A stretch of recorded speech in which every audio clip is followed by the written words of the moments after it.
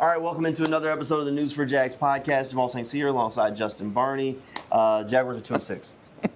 Oh man, that's about it. You know, so we have these station meetings.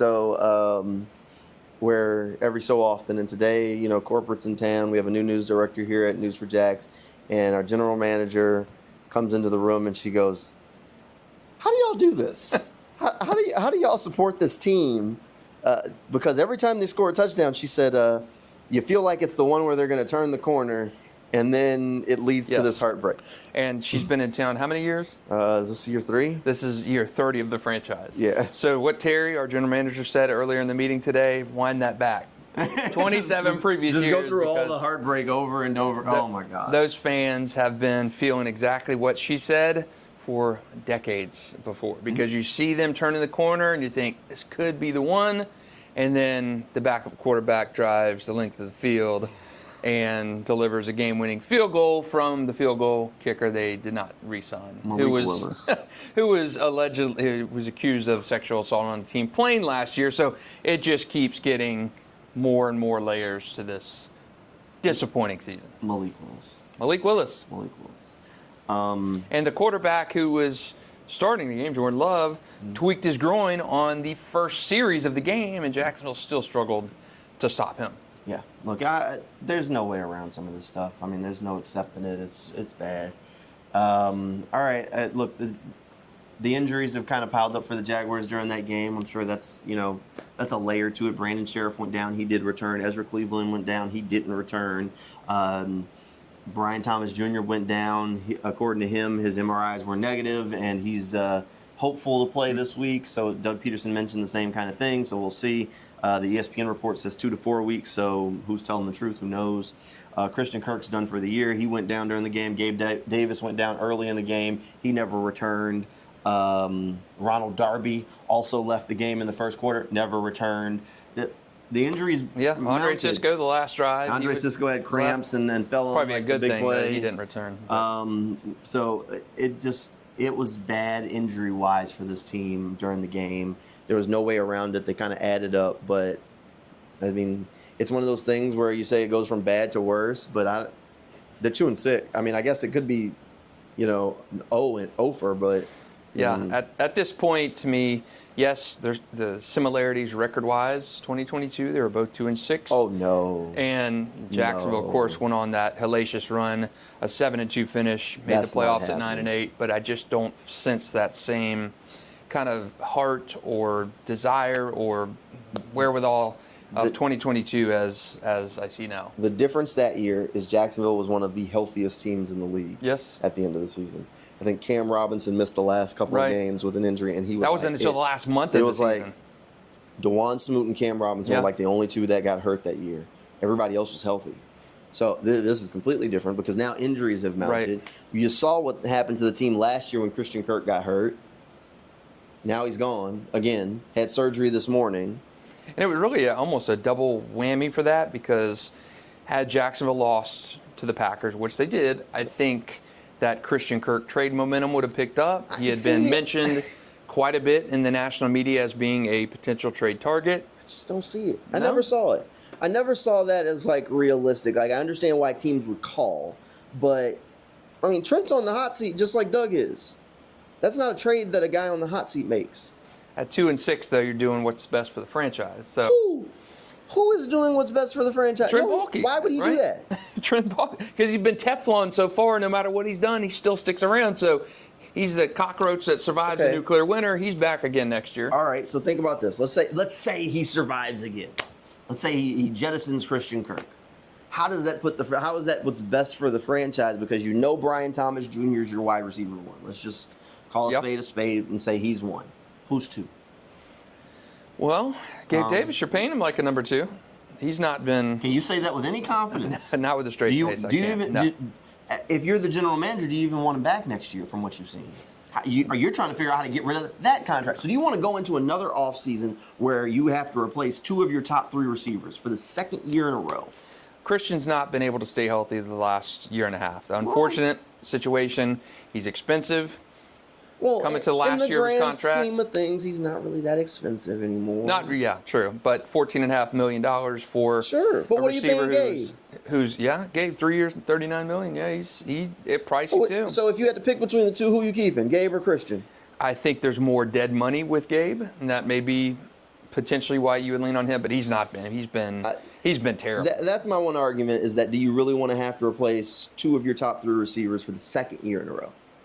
The second year. Yeah, I get it. That's why when you say like the best thing for the franchise and like you get asked, oh, is this the last we've seen of Christian Kirk and the Jaguars or something? I'm not sure. Like, look, leadership matters. That veteran presence in the locker room matters. And at some point, the wide receivers matter. Like, you have Brian, but who else do you have? Like, what's your confidence level in Parker as of right now? My issue with Parker is seems like whenever he gets touched, every third play, he fumbles the ball. And that's my issue with Parker. We saw it last year. He wasn't ready for prime time. And to give Parker a pass last year, he's a 6-run rookie, played well, coming off a broken leg at Penn State. I thought he did well enough as a rookie. Struggled. I mean, he missed a block or a timing route in that primetime game where Trevor ended up getting hurt. Yep. So, yes, I think Parker will be better in his expanded audition this year. Yeah, but is he a starter? No, absolutely not. So that's my point. Is like, okay, so you say, all right, well, you subtract Christian and put in Parker, and then you're trying to figure out how to get rid of Gabe, or if you're stuck with Gabe, but one way or another. I mean, even if Gabe's here, you're trying to figure out how to upgrade him. Mm-hmm. So you're replacing 2, one way or another. Because Parker, 6th-round pick, he needs to excel. Right. I mean, there's nothing guaranteed from it. That's my only argument with the Christian Kirk thing for the future. And, yeah, you have to start thinking about the future of this team. Can you trade Cam Robinson and get something back? That makes sense. Mm-hmm. Trading Roy, that made sense. You were trying to move on from Roy anyway. Mason Smith, though. He's hurt now. He's hurt now. Okay. He's hurt now. There's an ankle injury. He's so he was hurt yesterday? Now. Yep. Okay. Even though he hadn't been on the injury report? Yeah. Okay. How many games he's been inactive this year? 4? Well, he wasn't hurt for all of them. But he did get hurt. I thought he popped up on the injury report late last week. I don't remember him being on the injury report. Maybe he was. I think he popped up on Friday. But he's hurt now. So that's at least whether you're still practicing on an injury, whatever. But look, Mason's a miss. I mean, well, there's still time maybe, but it's just an interesting conundrum there. Yeah. There's a clear disconnect with Brent Mason. Strange miss. Mason Smith. Hey, Brent Strange was a part of the game time drive, Justin. Give me a break. Give me a break. There's no way. He was in there because you would have been in there had you had a jersey. There was nobody left to catch passes on the team. So by default, he's in there. He was a waste of a pick last year. He's just been okay, kind of a guy this year, and probably not going to be able to be a guy until Evan Ingram moves on and they make him more part of the offense. But a 2nd-round pick, you're expecting him to get in, contribute, start, be a little bit more of a game breaker. Mason Smith hasn't been able to do that this year. Granted, it's only 8 games in. And Brent Strange, would you call him a successful 2nd-round pick at this point? No, at all. Okay. Too many Trent Baalke draft misses. All right, let's go with your glass. Let's go with the glass half full question. Okay. What would the Jaguars need to find a way to rekindle your 2022 and go on a run? I think some fire. I think some spark out of the defense. The offense has just been too Jekyll and Hyde, and people always criticize me on Twitter, X, about my takes on Trevor, and I never. Since he came in the league, I didn't see the generational stuff in Trevor. I don't think a lot of people have, unless you're so hopelessly blinded as a Jaguars fan and you're making every cue for Trevor. He's not been that guy. He has been a 15 to 20 quarterback not at his peak. I think when he was at his peak in 2022 in the crossover to 23, he was a top 10 quarterback. But more consistently in Trevor's career, he's been 15 to 20.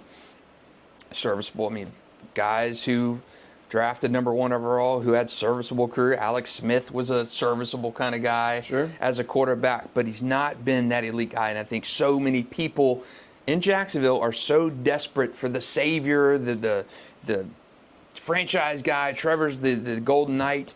Overlook the issues with Trevor. He's been so hot and cold, and I told you earlier, I think the best phrase I've seen about Trevor was from ESPN report a couple weeks ago. Why isn't Trevor hit? You want to marry him one day and divorce him the next. And I think that's the perfect phrase with Trevor, because he's been the guy. You saw the last drive of the game yesterday, what he was capable of. You saw 2 drives early in the game with terrible pick, terrible fumble. Things going to happen. He's not going to play perfect, but you see those types of things. You say, why did he just throw that away? Why didn't he do that? And the first 4 games of the season were the worst of his career. He was awful. The offense was awful in that span. So you've seen too much of that up, down, up, down, up, down of Trevor in his entire career. And I say that online, and people criticize me and say, but I think it's fair game, especially with a $275 million contract, where you ask, when is Trevor going to take those steps? And you saw a little bit of it yesterday, Sure. and you saw a little bit of that step back yesterday too. It's like he makes 2 boneheaded plays and then has this 8-play, 86-yard drive at the end of the game, throwing to cast-offs at receiver with all your guys out. I mean, Parker Washington, Jones, Brent Strange, Ingram. Evan is not a throwaway player, but Trevor just has these radical highs and bottomless lows where you say, is it ever going to be more consistent? And that's what I think with the $275 million contract, it's fair game. I mean, he's past the Urban Meyer curve. He's past this is my first year in the Doug Pederson offense. He's past all that stuff. This is year 4. You've got to start validating some of that contract hype, the faith that your owner and your team have in you, your receiver. You've got to start delivering that on a more consistent basis. It's the duality of Trevor Lawrence. Yeah, you do. You have the lows. You have the fumble. You have the interception right after your defense got an interception. But then, you see the drive where he's throwing to Parker, Brenton, Evan, and Tim Jones. He goes right down the field. And you say, that's the generational. Yeah. That's the flash. That's the glimpse of this could. He can make every throw on the field. And the that's problem the frustrating. Is he doesn't frustrating sometimes, or he doesn't see it, or he doesn't put it together. And will he ever become that consistent guy? I don't know. I honestly don't know. Look, I think we've had the discussions of the supporting cast, and we've thrown those around, and then, like I said, you see him go down the field and march against a really good defense with Parker and Tim Jones as his only 2 wide receivers. The 2 of them have less than 500 career receiving yards total between the 2 of them combined. So it's not like no stars. He just got the job done. Is that sustainable? Probably not. But that's what a generational quarterback's going to do. He's going to elevate everybody around you, and he's going to will it and make it happen. And that's the issue. Quarterbacks make the people around them better, and we've seen that. No, he does make the guys he throws to better. We've seen. I mean, Christian Kirk's had a career year. Evan Ingram's had a career year with Trevor. Zay, Marvin Jones had a nice little renaissance, but you haven't seen the consistency, and that's what makes those guys, the Montanas, the Bradys, those guys, the generational guys, because they do it consistently. That's what makes you professional, to be able to go in and do it day after day after day after day, and you have those ebbs and drop-offs, but you pick it right back up and do it. And that's the frustrating thing with Trevor. Look, I mean, Zach Wilson was in that class, Mac Jones. Trevor was by far and away the best quarterback in that draft class, but he was supposed to be far and away better than everybody in that class. And you've just seen, you say the duality of Trevor, and you've seen that the hot, the cold, the hot, the cold. And I think covering Trevor, the benefit of your rookie, your under Urban Meyer, those are out the window now. Yeah. And you got this massive contract. Everybody believes in you. You got to go out and do it more consistently. And I think the 4-game start to this season. Now, granted, he's picked it back up. I think he's played better in those last 4 games. Their last 3 games. He's last played 4 good games. football for the most part. Yeah. So I think it's been the horrible start, the pick it up a little bit, the flash yesterday. So, and it's just about putting that together, making it consistent. He's not been able to do that. Yeah, look, for me, if they're going to go on the late run, he has to be the guy that he was at the end of 2022. He has to be the guy that people expected him to turn a corner and become. Yep. And he has to do that for the rest of the year. Can it happen? Sure, even with the injuries. I mean, I think he showed you late in the game yesterday. It can be done. It can happen. He'll make the throws, but he has to do that on a consistent basis for the rest of the year if they're going to find a way.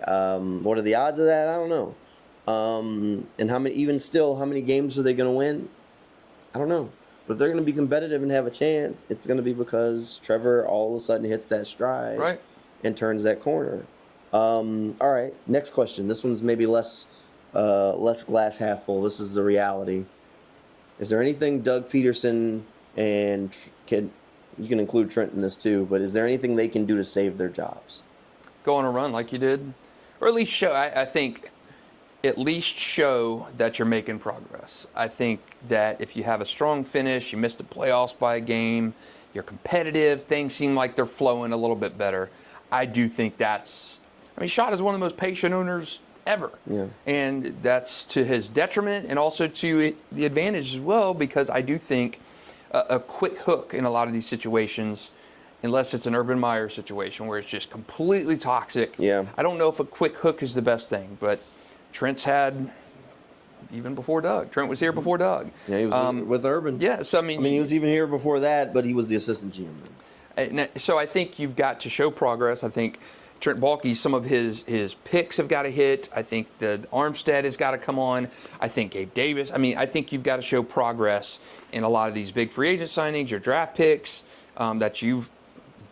This is Trent Baalke's team. He built this team for Doug Pederson. Baalke ball, baby. Yeah, and so I think you've got to show progress on all those fronts. And I think if you're Doug Pederson, you've got to show what you are doing works. You've got to get this Ryan Nielsen defensive situation figured out. Ryan Nielsen's trying to run this man-heavy scheme, thinking he's got Darrell Green and Deion Sanders and everybody back there in the secondary. Darrell Green. The secondary sucks. They are awful. I mean, they're the worst defensive secondary in the entire league. You're 31st in passing yards allowed. You're terrible by every metric. Rush defense looks good, but it's because they don't want to run it because they have so much success throwing. So I think you've got to be able to figure out some of these issues that have been your Achilles heel for the first half of the season. And for Doug, yes, Shad Khan said it's our best team in 30 years. Playoffs is the expectation. But I think if you are Doug Pederson and you show progress, you maybe make a coordinator change in the offseason to address some of those issues like you did this year. But if it keeps going like it is, I think it's a hard reset. I think you get Trent out. I think you get Doug out. You start anew and give Trevor Lawrence somebody you can build with. It seems like that Trevor-Doug press relationship may be running its course. You sound a lot more patient than maybe I expected you to. For me, I don't think there's anything they can do. Nothing? I think those death warrants should be signed, sealed, and just post-dated. Look, I get it, but we're headed toward. I mean, they're 2-6. Mm-hmm. They're not going to run the table. It's just not going to happen. You don't see a 7-2 finish? I do not see a 7-2 finish. Not with this. I mean, the last 5 games are winnable. Mm-hmm. Sure. So I mean, maybe 5-game winning streak to end the season. All of a sudden, everybody feels great again and warm and bubbly. If they're 7-10, you think they stay? No. Doug and Trent? No. Look, this has been bad. Yeah, I agree. And a year ago, you scapegoated your defensive staff. Right. You can't use the same excuse 2 years in a row, which is what we're heading towards, where they're going to try and scapegoat the defensive coach. Yep. And injuries. Whoa, buddy. Whoa. You did that. That's the same excuse that you brought to me a year ago. Why would I take the same excuse twice in a row? At some point, you picked out the defensive coordinator, right? You hired him. Or did Trent do it? So it don't matter. It doesn't. It ultimately does not matter. And it's not like it was different. Like, again, I compare a lot of things to the Saints since that's the team that I followed forever growing up in New Orleans. It was different. Like mid-2000s, Drew Brees, Sean Payton, they're putting up 40 points and the defense gives up 45. Like, that's different where you're like, what do you want me to do? Like, I did my part. The offense isn't scoring. It doesn't even look coordinated. And everybody's like, Press Taylor's the problem. No, you know what? Drop that mic. Doug said, it's my offense. Right. Doug said the play caller doesn't matter. Doug said the buck stops with him, which means the buck stops with him. So that means Doug is at fault. That means if you want to change the offense, get rid of that guy. The guy that also is in charge of the defensive coordinator. The guy that also was brought here to call plays and to be this voice for Trevor Lawrence, which clearly ain't worked. So move on. It's just, the writing is on the wall that it's time for a reset. Doug, to me, was He was a standard setter. You have transitional leadership. I was going to say. He was transitional leadership. You bring in Doug, this former Super Bowl winning coach, which keep in mind, there's never been a Super Bowl winning coach to go and do it with another team. That's why Doug was trying to do something that hadn't been done. It's tough. So Doug was trying to do that. Hasn't worked. He was a standard setter. You knew that you weren't going to swing and miss. He took the home run swing with Urban, struck out. Right. Doug gets you on base. He's going to bring the franchise back to respectability, gives Trevor Lawrence a little stability. He got you 9 wins back-to-back seasons. Everybody feels warm and bubbly about a couple of winning seasons. And then the train comes off the tracks. This year, he'll probably get him to 6, maybe 7 wins. Great. Probably on the low end. I'd put the line at 6. So he probably gets them about there. That's not where you were at, where you were getting 2 and 3. So back to respectability. Trent, not the worst general manager in the world. He got the talent level on the talent floor of the roster raised a little bit. It's time. Sometimes, this is as far as it can take you. There's no confidence that they're going to take you to that next level. Yeah, I agree. And Trent's talked about it with us about the toughest thing in the NFL is to go from a good football team to a great football team. And they got it to where it's a good football team. When they inherited it, it was not a good football team. Right. So they've got it there. But what is the confidence level in anybody that they are the people that can take it from good to great? And it shouldn't be It shouldn't be there. Yeah, and Hayes Carline and I, old Times Union sports colleague, we would say the worst thing in football to be is mediocre. It's 8-8, 7-9. It's the worst thing in football, and Jacksonville is stuck because it's purgatory. You're not in that elite category where you're going from, when you're talking Trent, going from good to great. You're not in that, the Chiefs, kind of Bills, whoever you want to put in that elite category. You're not in the terrible category, so you're not a Panthers team where you're going to get a top 1, 2, or 3 pick. Jacksonville last year was that middle-of-the-road team where you were stuck in that gap of drafting right in the middle of the first round. You have a lot of problems to address, but you also have a good nucleus, too. And you think you're there.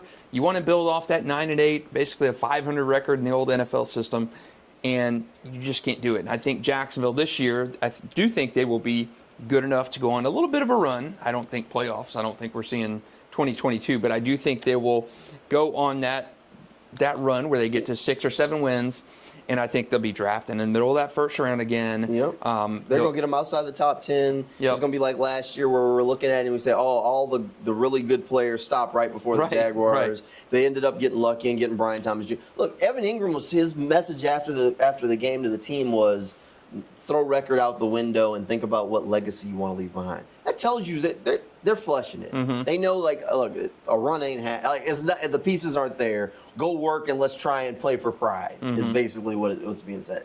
They're at that point. And it's going to be that kind of year. Yeah, I think they'll get to 6, 7, and we'll be looking at the draft. All the really good instant impact, elite, confident that you're going to get one of the guys. Stop right before the Jags, and you're like, it happens all the time. It happens all the time. If you follow the franchise for any period of time, you know that kind of happens. It's what they are, and I do think they're in that Trent Baalke window of an average to above average team, but you're stuck. You're probably closer to the bottom of being a bad team than you are to that next rung of being a truly good team, and it's tough. You're in that just no man's land. What has been it? And I have an idea of what my response to this is, but this is the last thing, and we'll go ahead and wrap the podcast up because I think this has been very overarching rather than just talking about the game anyway. But interesting nonetheless. What has been, to this point, the biggest mistake of the Doug Pederson, Trent Baalke era? Oh, man. Yeah, see, that's a tough one, ain't it? It's tough. I don't know if it was firing the wrong coordinator last year or... Because I do think, I don't know, by fire and press, you're still keeping the same offense in place. And I don't know if that's the best one for Trevor. I don't know if making Caldwell was the right scapegoat or you start over 2 coordinators. Man, that's tough. Yeah. That's tough. For me, it is fire and Mike. Yeah. Look, that defense, I was on board for Ryan Nielsen when they hired him. And that has been a colossal failure. I self-admittedly evaluated that completely wrong. But I think what we're seeing is that there are some talent deficiencies as a total on the defense. And that explains some of the questions we maybe had about Mike's scheme. But one thing we could never argue, like they're talking about attack and all these other things, like we would be in the middle of a game and we would say, like you could say, feels like the defense could really use a turnover right now. And there was at least a dark horse chance that one might pop up, that something could happen and you'd see a turnover happen. You know how many they have this year? That's what I'm saying. Like 4. This defense, and I understand, like man coverage defense, your DBs back to the quarterback, blah blah blah blah blah. It's less likely to happen. Like things are like that. I get it, but in Mike's defense, a lot more zone. There were more forced fumbles. These guys were saying, think turnover, and turnovers were happening. Right.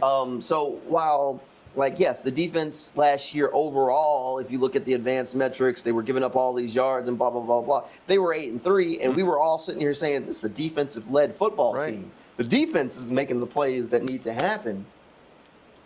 This year, the defense is killing them. They're killing them. The worst pass defense, second worst pass defense in the league, and I think it has something to do, yes, talent, and I think Ryan Nielsen's system it's like a hockey lineup change. That don't even make no sense. I don't understand why you're putting it out. I understand rotating defensive tackles throughout the game to keep them fresh, but not all the time like we're seeing. It's like a power play killing unit coming on third down. Why are you taking Josh off the field on third down? It just doesn't make sense to me. To run the man system he wants, he needs some heavy hitters in that secondary, and you don't have them. You start Monteric Brown, you got DeAndre Prince out there, you got Jarian Jones, another rookie, Ronald Darby banged up, Savage has been banged up. You're running this system, the scheme-dependent system, where you need some blue chippers back there. You don't have the horses to run the system he wants, and it's really handicapping this team when you don't get home on the pass rush, and they're not doing that either. Well, he's taking Josh and Trayvon off the field for drives. And it's like, why take them off? Makes no sense. Don't take them both off at the same time. Makes no sense to me. Okay, we'll take Josh off and leave Trayvon on. Take Trayvon off, leave Josh on. It seems like one or the other, so that way you at least got one guy. So disappointing. Josh Allen, 3 sacks. Your boy, 44, is pulling away with the championship between Jamal and I, the yearly battle between Josh Hines Allen and Trayvon Walker. Josh has been disappointing. Yeah, disappointing. It's a rough year right now. Ryan Nielsen's defense has been a disappointment. No doubt. And I kind of lean with you. I don't know, and I don't have the numbers in front of me right now, but I think Caldwell, in a sense, was made to be a scapegoat because he needs to scapegoat somebody, and they picked him. Because firing Press or demoting Press would be an indictment on Doug. Yep. Those guys are lockstep. He's not going to get rid of Press because it's an indictment on him. And I have been in media availability, and Doug says, "Hey, Press knows me pretty well. Press knows me." Well, yeah, he's your clone. He's your mini-me. And I don't know. Maybe it was too quick of a hook for Caldwell last year, and that wasn't a real problem. I don't think it's a maybe. I think at this point the results speak for themselves. I mean, there were blown coverages last year, sure, and stuff popped up. I mean, and that defense was hemorrhaging yards, but at the same time they were doing better. We'll compare them at maybe at the end of the year or something. Or maybe I'll go pull the stats and compare them to this point. But in my opinion, the Caldwell defense from the 2 years prior. Oh, worlds better. Yeah, and they gave up plays, and I mean they had Shaq Griffin who was on his last leg starting that first year. Yep. I mean there were problems, and it still was better than this. Yeah, this has been bad. This has been bad. All right, 2-6. I think we're getting to the point where we're probably going to start looking at Tankathon a little bit more often. These podcasts will try and say somewhat positive but somewhat realistic at the same time. Somewhere in the middle, I guess. Not been easy. Yeah, it is definitely going to be an adventure the rest of the way. The bad thing is that there are more games ahead than there are behind them. Tough games ahead, too. Yes, tough games ahead. And that's the bad news in a sense, but it's the good news in a sense because, I mean, I guess there's still more football season ahead. And, I mean, I guess there is still at least that dark chance of a possible turnaround. Yeah. I mean, high school football getting ready to the playoffs. That's a good thing. There you and go. Florida Georgia this week in town. And Florida Georgia this week. Yeah, so. we'll talk about some good football, right? So a lot of stuff going on. All right, I guess that'll do it for this episode of News4JAGs podcast. We'll see you guys next time.